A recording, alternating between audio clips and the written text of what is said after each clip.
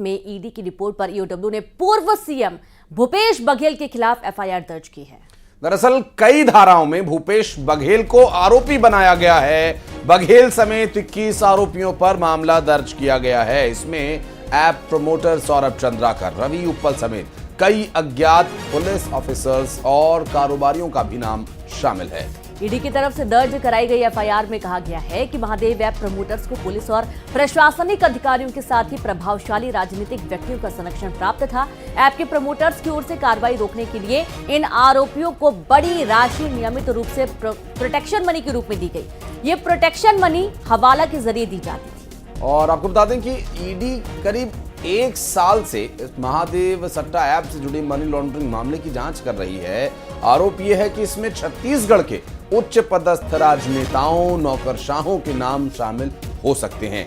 App के 2 मुख्य promoters भी छत्तीसगढ़ से ही हैं। ईडी के मुताबिक इस पूरे मामले में 6000 करोड़ रुपए की आय हुई है। इसकी जांच अब ईओडब्ल्यू, ईडी मिलजुल कर रहे हैं और इसमें कई अलग अलग तथ्यों के सामने आने के बाद कई अलग अलग एफआईआर हो रही हैं। और अभी ताज़ा जो मामला है वो दरअसल प्रदेश के पूर्व मुख्यमंत्री भूपेश बघेल पर दर्ज हुई एफआईआर का है। और पूर्व सीएम भूपेश बघेल एफआईआर होने पर भड़क गए। भूपेश बघेल का केंद्र सरकार पर बड़ा हमला आया। उन्होंने राजनीतिक दुर्भावना से कार्रवाई करने का आरोप लगाया है। दबाव के तहत मेरे ऊपर एफआईआर दर्ज कराई गई। कल उन्होंने एक प्रेस कॉन्फ्रेंस के दौरान उन्होंने बीजेपी पर निशाना साधा। इसकी कोई जिम्मेदारी वो नहीं लेते, ये स्पष्ट, ये विशुद्ध रूप से ये राजनीतिक एफआईआर है। जबरन मेरा नाम डाला गया है, दबाव पूर्वक डाला गया है और इससे स्पष्ट हो जाता है कि ये राजनीतिक प्रतिशोध के चलते ये एफआईआर किया गया। तो वही एफआईआर पर बीजेपी प्रदेश अध्यक्ष किरण सिंह देव ने क्या कहा, आइए जानते हैं। केंद्रीय एजेंसियों की भूमिका, जो मामले आते हैं सामने और उस पर जांच की रहती है। अगर आप दोषी नहीं हैं, कोई भी व्यक्ति किसी उसमें दोषी नहीं है, तो स्वाभाविक रूप से वो जांच की एजेंसियों के द्वारा जो बयान लिए जाते हैं, जो इसमें से जो लोग सम्मिलित हैं, उनके नामों के आधार पर जो जांच प्रक्रिया से होकर गुजरते हैं।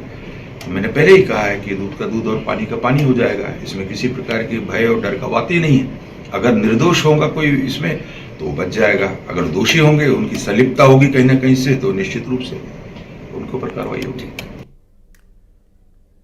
और इस पूरे मामले पर छत्तीसगढ़ सरकार में मंत्री और लोकसभा चुनाव के रायपुर से प्रत्याशी बृजमोहन अग्रवाल ने भूपेश बघेल पर तंज कसा है।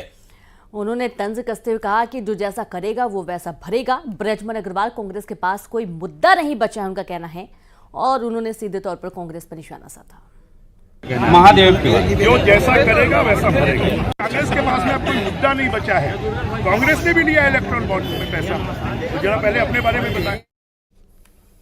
इंदौर में कैलाश विजयवर्गीय का बड़ा बयान। कांग्रेस के नेताओं के बीजेपी में आने से कई कार्यकर्ता नाराज हुए।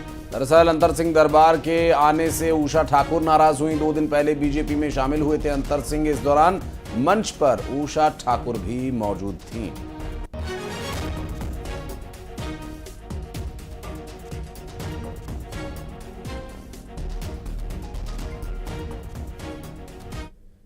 कि अब तो आपकी आधी कांग्रेस तो आई गई है। आज वो रामकिशोर शुक्ला आए थे, पर क्या रुक जाए यार थोड़ा। सच कसम से, क्या झूठ नहीं बोल रहे। मैंने कहा भैया तो रुक जाए यार, अभी अंतर सिंह के आने से तो उषा दी से नाराज हो रही, तेरे आने से क्या हो गया। तो मैंने रामकिशोर को बोला कि अभी नहीं भैया, तो थोड़ा कांग्रेस में बने रहो यार, कुछ तो 2-4-5 लोग बने। भोपाल में शिवराज सिंह चौहान ने कांग्रेस के बड़े नेताओं के चुनाव न लड़ने की चर्चा को लेकर तंज कसा। उन्होंने कहा कि सब जानते हैं परिणाम क्या होगा, इसलिए कोई बलि का बकरा नहीं बनना चाह रहा। इतना ही नहीं, कांग्रेस को डूबता जहाज बताते हुए उन्होंने कहा कि उनके सेनापति ही सेना छोड़ रहे हैं और 19 तारीख को भी कांग्रेस को प्रत्याशी मिले ना मिले क्या पता। उनकी सर्वोच्च नेता ही नहीं लड़ रही तो बाकी बड़े नेता काय को लड़े? उनको पता है कि हारना है तो बलि का बकरा क्यों बने? 19 को भी उम्मीदवार मिल पाते कि नहीं मिल पाते इसमें संशय है, इसलिए तारीख बदलती रहेगी। सर कल तो वहीं भोपाल में कांग्रेस अध्यक्ष जीतू पटवारी ने पार्टी छोड़कर गए नेताओं पर करारा हमला बोला। उन्होंने कहा कि हमारे एक वरिष्ठ नेता गए हैं, तीसरी लाइन में बैठकर फोटो खिंचवा रहे हैं और इसके साथ ही उन्होंने 2028 में कांग्रेस की सरकार बनाने का दावा भी किया। हमारे वरिष्ठ नेता थे, वो बीजेपी में गए, उनका वीडियो चल रहा है, तीसरी रो में बैठे यूं करके फोटो खिंचा रहे हैं, तो ये क्या है?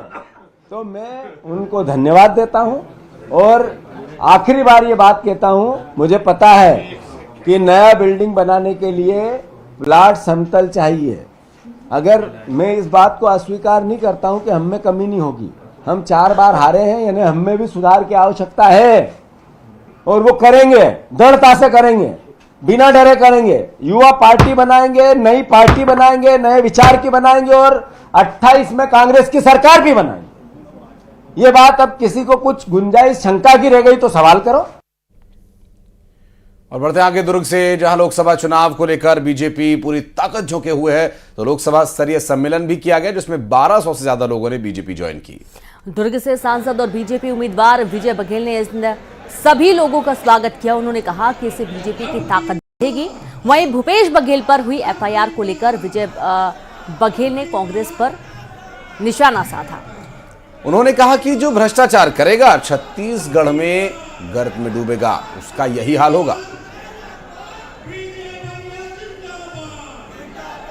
चोरी करेगा, भ्रष्टाचार करेगा और छत्तीसगढ़ को गर्त में डुबोएगा, उसको तो उसकी हाल तो ऐसे होनी थी। ये तो पहले से ही तय था। आज एफआईआर हुआ है और आगे और देखिए क्या क्या होगा। कांग्रेस आरोप लगाती है बार बार कि जब चुनाव आता है तभी इस तरह का एक्शन लिया जाता है। ऐसा नहीं है, चुनाव वो अपने कार्य, कानून अपना कार्य करते रहती है। इनको ऐसा लगता है कि चुनाव आया तभी कर रहे हैं। इससे पहले भी हुआ था, उसके पहले भी होता रहा है और ये पहली बार हुआ है क्या? इसके कांग्रेस के लोग कई तो जेल में, कई बेल में है, कई जेल जाने के रास्ते में है। ये तो लगातार चल रहा है। बात कोरबा की, जहां कांग्रेस को एक और बड़ा झटका लगा। 1200 से ज्यादा कांग्रेसियों ने बीजेपी ज्वाइन किया।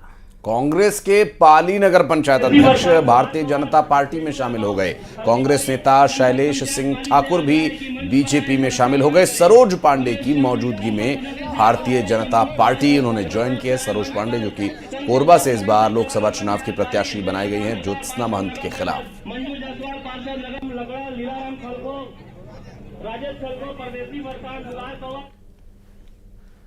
और अब बात जबलपुर के मर्डर की, जहां पिता और पुत्र के मर्डर की